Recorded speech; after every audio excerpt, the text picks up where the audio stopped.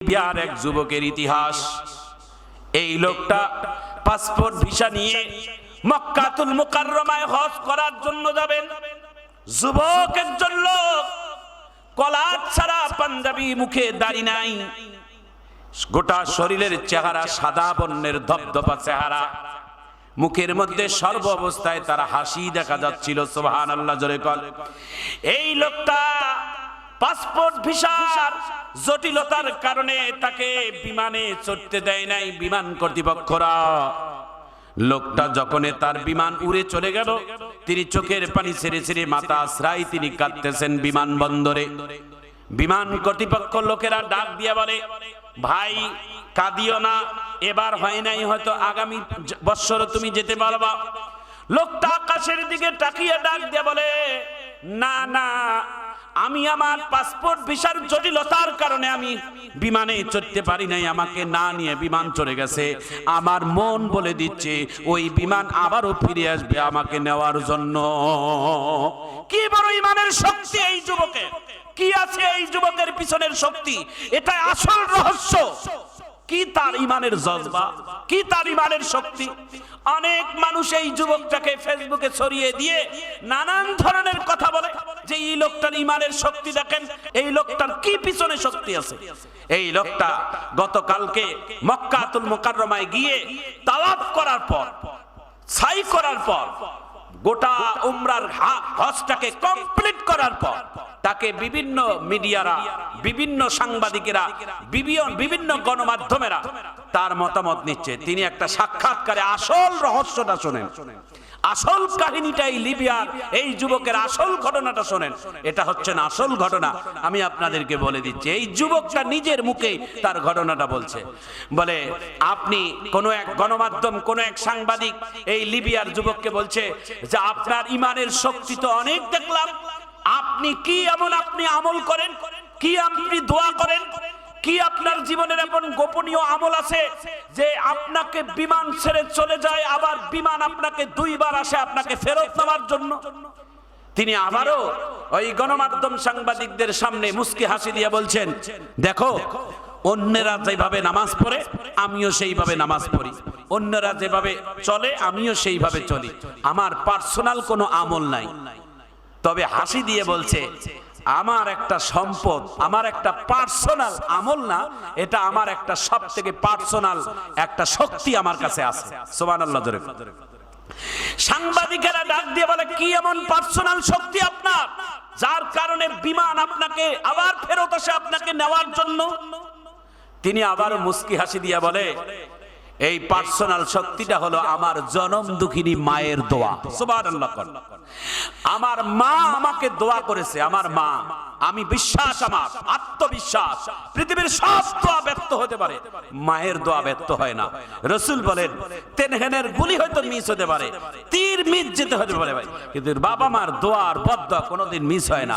এই লিবিয়ার যুবক আসল ঘটনাটা সাংবাদিকদের মাধ্যমে তিনি এইভাবে প্রমাণ করেছেন যে আমার মা আমাকে হজের জন্য আমাকে দোয়া করছেন, আল্লাহ আমার সন্তানের হজ দেখে যেন আমি মৃত্যুবরণ করতে পারি। সুবহানাল্লাহ বলে। আমার মা আমাকে দোয়া করেছে, আমাকে কিভাবে বিমান আমাকে ছেড়ে যায়, এটা আমার সবথেকে বড় শক্তি ছিল। আমার ভাইয়েরা, আমার বন্ধুরা, আমার মায়ের দোয়া কত বড় দামি দোয়া। মা দোয়া করেছেন ওই যুবকের জন্য। এই দোয়ার শক্তি প্রমাণ করার জন্য তিনি বারবার সাংবাদিকদের সামনে বলেছেন, তোমাদের বিমান আবারও চলে আসবে আমাকে নেওয়ার জন্য, কারণ বিমান যেতে পারবে না, কারণ এটা আল্লাহর ওয়াদা। মা আমার জন্য দোয়া করেছে, মায়ের দোয়ার বরকতে আমি এবার বাইতুল্লাহ হজ করবই। জোরে করেন সুবহানাল্লাহ। এই যুবকেরা, মায়ের দোয়ার কত বড় শক্তি দেখেন। মা দোয়া করছে। আজকে সেই আসল ঘটনাটা মানুষ জানে না, মায়ের দোয়ার শক্তি কত। একজন যুবক, তাকে বিমানে নেয় নাই, না নিয়ে আকাশে উড়াল দিয়ে গেছে। আর এই যুবকে দেখতে বলছে, এবার যাইও না, এবার তুমি যেতে পারলা না, মনে কিছু নিও না। সে বলছে, আমার মন বলে আবারও বিমান আমাকে নেওয়ার জন্য আসবে। তার মানে তার আত্মবিশ্বাস যে আমার মা দোয়া করছে, আমি মায়ের দোয়ার বরকতে অবশ্যই বাইতুল্লাহে যাব। সুবহানাল্লাহ। জোরে কত বড় ইমানের শক্তি আল্লাহ তাআলা তাকে দান করেছেন। এই জন্য সকল যুবকদেরকে বলবো, যাদের মা নাই, যাদের বাবা নাই, তোমরা মায়ের কদমে যায় হাত দাও, দোয়া নাও। মাকে বলো, মা মা আজকে আমার সম্পদ বন্টন হয়ে গেল। সমস্ত ভাই বোনেরা আমরা বসে আমার বাবার সম্পদ আমরা বন্টন করলাম। মা, বয়স্ক মাকে যায় এক সন্তান বলছে, মা আমি না আমার আজকে সমস্ত আমাদের সয় সম্পদ আমরা বন্টন করলাম, কিন্তু মা একটা সম্পদ আমি ভাগ হতে দেব না। মা ডাক দিয়ে বলে, কোন সম্পদ? ছেলেটা চোখের পানি ছেড়ে দিয়ে বলে, মা আমার সম্পদ যা বাবা রেখে গেছে সমস্ত সম্পদ আমরা কাটায় কাটায় আমরা ভাগ করে নিয়েছি, কিন্তু একটা সম্পদ আমি আমার সমস্ত ভাই বোনদেরকে বলছি আমি ভাগ করতে দেব না। সেটা কি সম্পদ? বলে, তুমি আমার মা, আমি তোমাকে কাউকে ভাগ হতে দেব না, আমি কোনোদিন ভাগ হতে দেব না। আমি তোমাকে চাই মা, তুমি শুধু একবার বলো যে তুমি আমার কাছে থাকবা কিনা। সুবহানাল্লাহ, জোরে কথা। বাংলাদেশের এমন কিছু যুবকের কথা শুনে মানুষের চোখের পানি অবশ্যই আসে। সে সন্তান বলছে, মা আমার সম্পদ আমি আমার ভাই বোনদেরকে দিয়ে দিতে পারি, আমি হাসি মুখে আমার বাবার সম্পদ আমি দিয়ে দিতে পারি, কিন্তু তোমার মতো মাকে আমি কোনোদিন ভাগ দেব না। আমি যতদিন তুমি থাকবা আমি তোমাকে আমি দেখে থাকবো, আমি সন্তান হিসেবে আমার রক্ত বিক্রি হলেও আমি তোমাকে খেদমত করব। এমন মা, এমন সন্তান যদি মাকে খুশি করে, ওই মা যদি আল্লাহর কাছে দোয়া করে, বলেন তো আল্লাহর কাছে কবুল হবে কিনা? আল্লাহু আকবার, আল্লাহু আকবার। ভাইজান আমার, বন্ধুগণ আমার,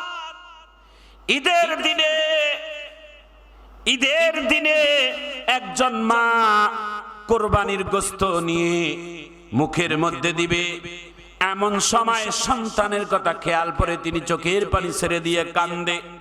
পরিবারের লোকজন ডাক দিয়ে বলে, খান, কোরবানির গোশত খাওয়া সুন্নাহ। অনেক কষ্ট করে কোরবানির গোশত, ক্ষুধার্ত পেট, মা জনম দুঃখিনী মা গোশতের টুকরা রুটির মধ্যে ঢুকাই নিয়ে গোশতের টুকরা যখন মুখের মধ্যে নেয়, কোরবানির গোশত সারাদিন পরিশ্রম করে কোরবানির গোশত দিয়ে যখন খাওয়া শুরু করবে, মায়ের দুই চোখ থেকে ঝর্ণার মতো পানি পড়তেছে। কেন মা কান্দেন? আমরা খাচ্ছি, আপনি কেন খান না? আপনার চোখ থেকে কেন ঝর্ণার মতো পানি পড়তেছে? মা, কি কারণ আপনার?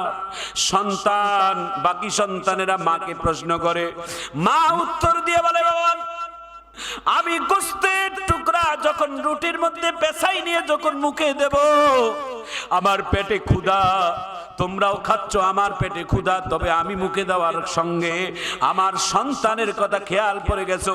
আমার এক সন্তান আজকে ঈদের দিনে বাড়িতে আসতে পারে নাই, আমার সন্তানটা না জানি কি খাচ্ছে, কিভাবে কোরবানি দায়িত্ব কিভাবে রান্না করছে, না খাইছে না না খাইছে।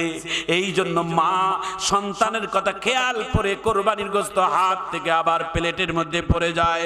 আমার ভাইজান, আমার বন্ধুগণ, যারা বিদেশের মাটিতে ছেলেমেয়েরা থাকে, যারা টাকা সঞ্চয়ের জন্য বিদেশে যারা যাপন করতেছে, ঈদের দিন মায়ের যে কত আর্তনাদ হয়, বাবার যে কত কষ্ট হয়, একটা গোশতের টুকরা খাইতে যেন কত কষ্ট তার অন্তরের মধ্যে চাপ হয়ে যায়, যে আজকে আমার সন্তান যদি আমার পাশে থাকতো, আমার সন্তানকে নিয়ে আমরা কোরবানির গোশত খাইতাম। সন্তান বিদেশের মাটিতে আছে, মা দুঃখিনী কোরবানির গোশত খাওয়ার সময় চোখের পানি ছেড়ে ছেড়ে দিয়ে কান্দে। এটাই হলো মা আর সন্তানের ভালোবাসা।